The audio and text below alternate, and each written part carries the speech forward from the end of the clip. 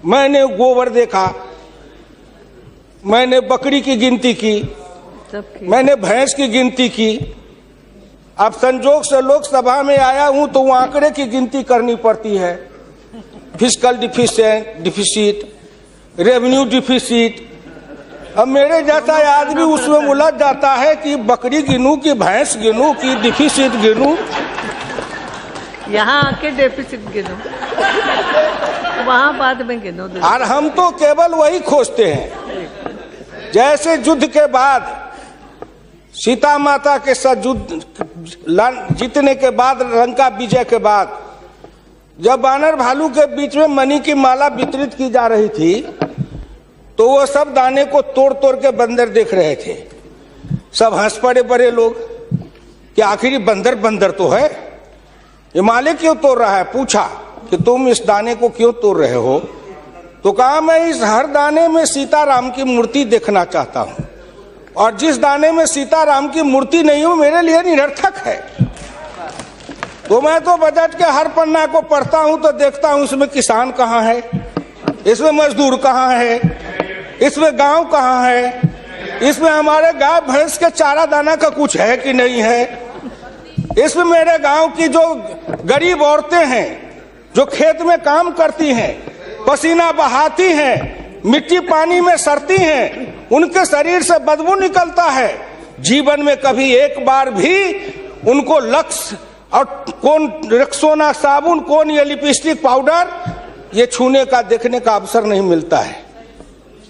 क्या उसकी दुनिया को इन्होंने देखा था? मैं उन्हीं से पूछना चाहता हूं। अब तो बड़ी बड़ी बात करते हो, आगे दिन पीछे गए, गुरु से किया न है तब पछतावा होत क्या, चिड़िया चुग गई खेत। जिस समय गांव को देखना था, किसान को देखना था, मजदूर को देखना था, गरीब को देखना था, पिछड़ा को देखना था, दलित को देखना था, गांव की सड़कों को देखना था, गलियों को देखना था, कुआं को देखना था, आपने देखा क्या? आप तो देखते रहे कहीं। ये दो हिंदुस्तान, एक हिंदुस्तान में दो हिंदुस्तान आपने बनाया। एक है भारत, एक है India, that is called Hindustan. आपने बनाया ना।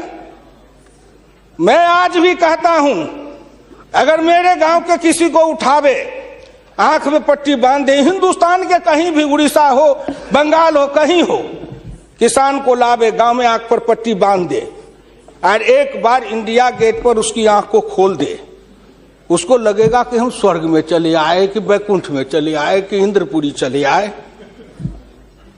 इतना का अंतर है। मैं 1977 में एमएलए बन के आया, इंडिया गेट के किनारे पैदल टहल रहा था, एक बड़ी गाड़ी में एक बड़ा कुत्ता जा रहा था, वो अपने मुंह को निकाल के जी लपलपाते जा रहा था। मैं गांव का आदमी खड़ा होकर सोचने लगा, कुत्ता जरूर कुछ कह रहा है। मैं एमपी था, कभी दिल्ली देखा नहीं था, मेरे अंदर से आवाज आई कि कुत्ता कह रहा है क्या है, तू गांव का किसान, गरीब, मजदूर, पिछड़ा, दलित, तू क्या जन्म लेके करने आया है? तुझसे मैं सौभाग्यशाली हूं। देख, मैं ठंड गर्म गाड़ी में बैठा हूं, केक खाता हूं, ऑमलेट कटलेट खाता हूं, गद्दे पर सोता हूं। तुमने देखा हिंदुस्तान? तुमसे अच्छा मैं हूं। उस दिन मुझे लगा कि इस हिंदुस्तान के बड़े लोगों के कुत्ते भी मुझसे अच्छी जिंदगी जी के रहे हैं, और मुझे उस जिंदगी से भी बदतर जिंदगी जिलाने वाले कोई नहीं है, आप हैं। राज किया है आपने। मैं आंदोलन किया, जेल में गया, जेल में सराया। आज भी पूर्वा हवा चलती है तो आपके पुलिस की लाठी से जो हड्डी में चोट है वो कहीं ना कहीं दर्द करने लगता है। तब मुझे ऐसा एहसास होता है कि जिस राज में मुझे इतना कष्ट मिला था, अगर मेरा बस चले तो उस राज को सदा सर्वदा के लिए हिंदुस्तान से उखाड़ के गया जी में जाके पिंडदान कर दूं, जो फिर निकलने न पाए। क्या बात करते हैं साहब? आपसे मैं आंकड़े में नहीं जाऊंगा। आप योजना आयोग की बात कर रहे थे, मैं अपने गुरु डॉक्टर लोहिया की बात को आपके सामने मैं दिखाना चाहूंगा। मैं नहीं बोलता, मुझे तो उन्होंने दृष्टि दी थी। इसी लोकसभा में 6 सितंबर 1963 को एक बहस हुई थी, ख्याल रखिएगा, जिस बहस ने पंडित नेहरू को भी हिला दिया था। वो बहस थी 3 आना बनाम 15 आना का। लोहिया ने कहा था, मैंने 27 करोड़ हिंदुस्तान के लिए 3 आने रोज की आमदनी कही, प्रधानमंत्री ने 15 आने रोज की और योजना मंत्री ने 7.5 आने रोज की। अब प्रधानमंत्री और योजना मंत्री आपस में निपट लेंगे कि दोनों में कौन सही है। यही आंकड़े हैं योजना आयोग के। प्रधानमंत्री का है 15 आना, योजना आयोग के मंत्री का है 7.5 आना। जिस योजना आयोग को यह भी नहीं पता 15 आना सही कि 7.5 आना सही, प्रधानमंत्री सही कि योजना मंत्री सही, उसी योजना आयोग को सर पर ढोते रहो। जो दर्शन करना चाहिए तो दर्पण माजत रहिए, दर्पण में लगा काई तो दरस कहां से पाई। क्या बात करते हैं साहब। इस हिंदुस्तान में अगर किसी का, मैं प्रधानमंत्री जी बैठे हैं, मैं भुक्तभोगी हूं, जिस रोग से मैं पीड़ित हूं, कहीं न कहीं उस रोग से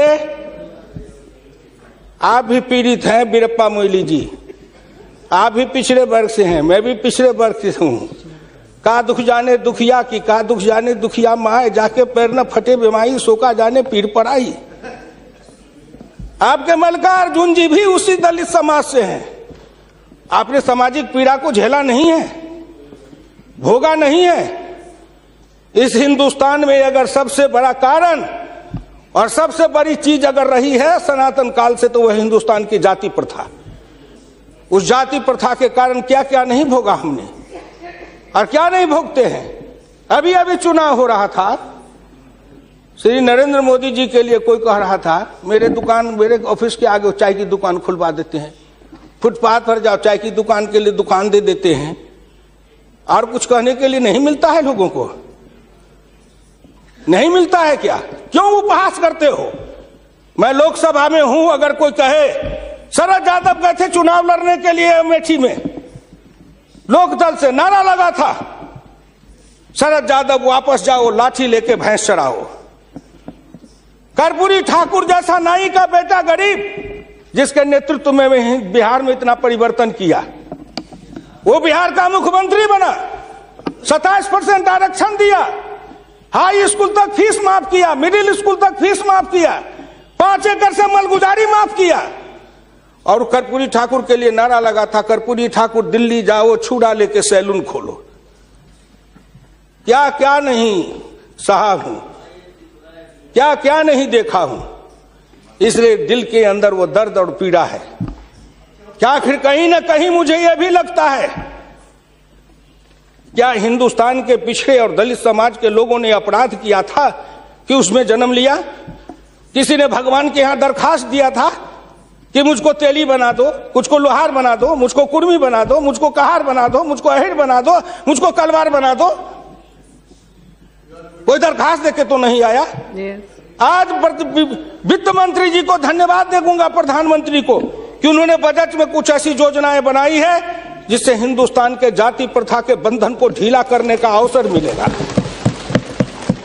जब उनकी आर्थिक चेतना बढ़ेगी, आर्थिक विकास होगा कब? जब गांव में पैसा जाएगा, तब गरीब के हाथ में रोजगार जाएगा, तब उनकी आर्थिक उन्नति होगी, तब कहीं जाके उनके जीवन में विकास होगा। आपने सोचा कि गांव का विकास कैसे होगा? क्या प्रधानमंत्री ग्रामीण सिंचाई योजना कोई मामूली है? खर्च पर पाबंदी लगाते हुए डॉक्टर लोहिया ने इसी लोकसभा में बहस करते हुए पंडित नेहरू से कहा था, मैं कुछ नहीं चाहता, ये काम कर दो, सारे लोगों के, बड़े लोगों के खर्च पर सीमा लगा दो, आय पर, आमदनी पर नहीं, खर्च पर सीमा लगाओ, इससे अधिक खर्च नहीं करेगा, और उससे जो पैसा बने उसके एक सिंचाई योजना बनाओ और 20 साल का बॉन्ड बनाओ। मैं कुछ नहीं कहता, केवल हिंदुस्तान के हर खेत में पानी पहुंचा दो, हिंदुस्तान की तरक्की हो जाएगी। डॉक्टर लोहिया इसी सदन में कहे थे। वो तो अग्रवाल थे, बनिया थे, उनको क्या जरूरी थी इस बात को बोलने का? लेकिन मैं कहता हूं कि हिंदुस्तान के गरीब, निर्धन, निर्बल और पिछड़ों का इस युग में अगर एकमात्र राजनीतिक मसीहा पैदा कोई लिया तो डॉक्टर राम मनोहर लोहिया थे, जिन्होंने जगाया, नेतृत्व को पैदा किया गांव के गली से। इसलिए मैं आपसे विनम्र प्रार्थना करना चाहता हूं कि अगर प्रधानमंत्री ग्रामीण सिंचाई योजना से हर खेत को पानी, हर हाथ को काम, दीनदयाल उपाध्याय जी ने कहा डॉक्टर लोहिया ने कहा 1 बीघा खेत और 1 गाय, अपनी खेती अपनी राय। हम तो ये लड़ते आ रहे हैं और आज वो सपना साकार हो रहा है। इसलिए मैं आपसे विनम्र प्रार्थना करना चाहूंगा कि सवाल है दृष्टि का, दिशा का और संकल्प का। आपकी दृष्टि कुछ और थी, अब दृष्टि बदली है। हिंदुस्तान के गांव के गरीब पिछड़े दलितों ने मिलकर कन्याकुमारी से कश्मीर तक, कामरूप से द्वारका धाम तक इस आसान मान के साथ आपके शब्दों में, जिनको आप अपने ऑफिस के आगे चाय की दुकान खुलवा रहे थे, वो चाय की बेचने वाला, रेल के फुटपाथ पर पानी पिलाने वाला गरीब निर्धन, जिनकी मां मजदूरनी का काम करती थी, ऐसे के बेटा को भारत के प्रधानमंत्री की कुर्सी पर बैठाया कि नरेंद्र मोदी आएगा, भारत का प्रधानमंत्री बन जाएगा, गांव गरीब किसान मजदूर के भाग्य चमक जाएगा। उन्होंने इसलिए सपना को देखा है। प्लीज वो हो जाएगा क्या? ये 9 महीना में हो जाएगा। आप नेता बोलते थे, मैं सुन रहा था, मुलायम सिंह आदरणीय बोल रहे थे, मेरे साथी हैं, बरसों तक समाजवादी आंदोलन में लड़े, कि 9 महीना में तो बच्चा पैदा हो जाता है। मैंने कहा कितनी वैज्ञानिक बात कर रहे हैं, ये तो वैज्ञानिकता है, प्रकृति का नियम है, 9 महीना में बच्चा पैदा होता है। लेकिन जो बच्चा पैदा होता है, क्या वो बच्चा 9 महीना में फिर बच्चा पैदा कर देगा क्या?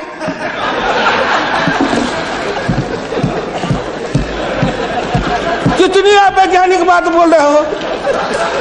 इस सरकार का 9 महीना हुआ, 10 महीना हुआ, सरकार पैदा हुई, अब क्या सोचते हो? आप क्या सोचते हो? इसलिए आपसे मेरी विनम्र प्रार्थना है कि संभलो, अभी भी आप संभलिए, प्लीज अभी आप संभलिए। आप बजट को क्या समझते हो? आप बसीर रहिए। मैं वीरप्पा मोइली साहब नहीं हूं। वीरप्पा मोइली साहब आंकड़े बता रहे थे, मैं उन आंकड़ों का जवाब दे रहा हूं कि आपने इतने दिन ये आंकड़े अब हमको पढ़ा रहे हैं। आपने क्या आंकड़े पढ़े थे? आपने आंकड़े पढ़े? 1951 में किसान थे 71.9%, 211 आपका राज, घट के हो गए 45.10 पॉइंट, 26.08 पॉइंट किसान गायब हो गए। कहां गायब हो गए? कहीं नहीं गायब हुए। खेतिहर मजदूर थे 28.1 पॉइंट, और वो घट करके हो गए 17.5, वो बढ़ गए 26.08।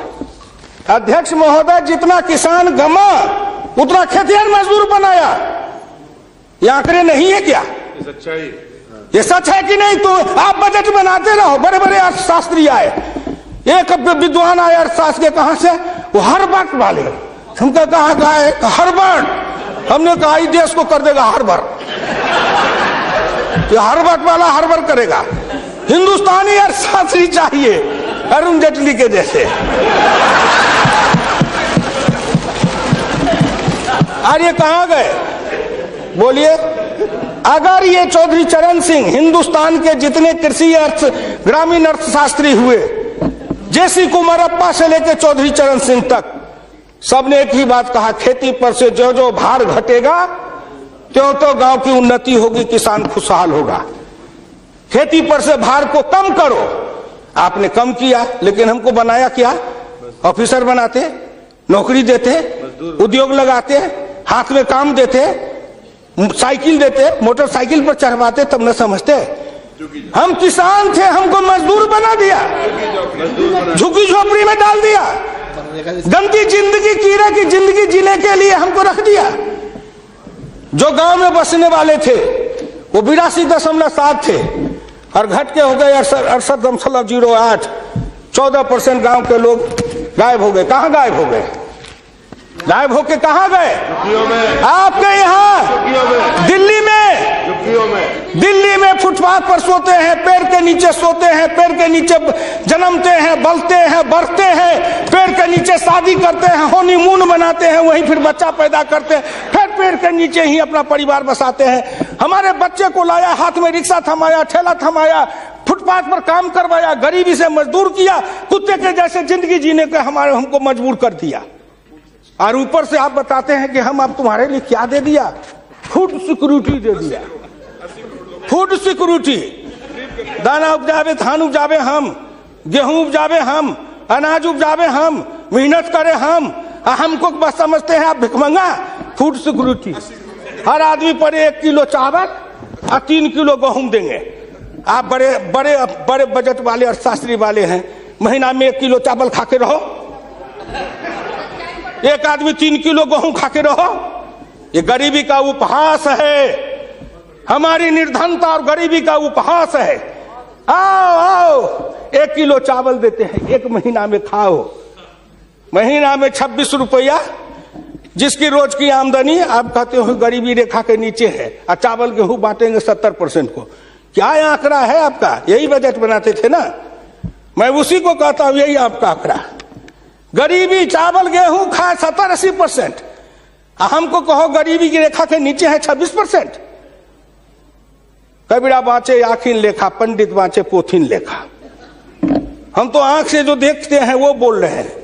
आपने क्या किया? हम कम किए, कहते हैं किसान किसान किसान किसान विरोधी है।